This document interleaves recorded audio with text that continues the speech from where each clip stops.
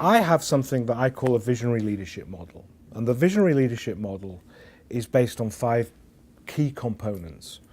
And you can do this for an organization, you can do it for a team, you could also do it for an individual. The first one is to identify what's the prize? What is it we're looking to do? We want to create desire, okay? And that's not just based on the company goal, but it's also based on the goal for the individual. So it's not, and again, that's an important balance. It's about saying that, we within the organization want the business to get to X. And if we do so, we believe that the individuals within the organization will also be rewarded. And that doesn't have to be monetary reward, by the way, So the first element of that is actually to understand what is the prize. That's the creation of the desire and the goal.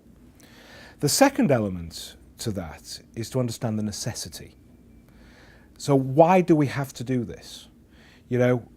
Is it for competitive reasons? Is it for our corporate profile? Is it because it's based on the market opportunity that we have? All of those different kind of things. And they're different for different organizations. The third element is what's the know-how?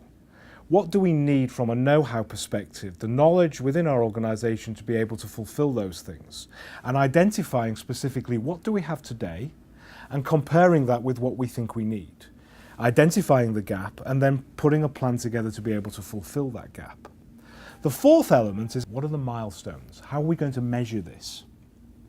What's the time scale that we're going to measure it over, and how are we going to communicate these milestones and these measurements to our people so that we can understand how we're tracking towards our goal and, if necessary, evolve the prize and the reward based on what it is that we're achieving.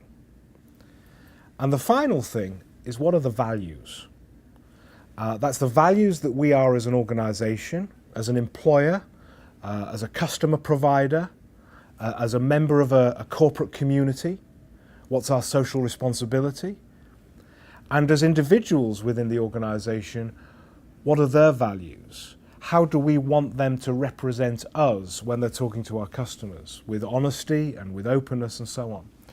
And this becomes what I call a visionary leadership model. And I help organizations to develop this within their business and then go about presenting that to their employees and supporting them to execute it.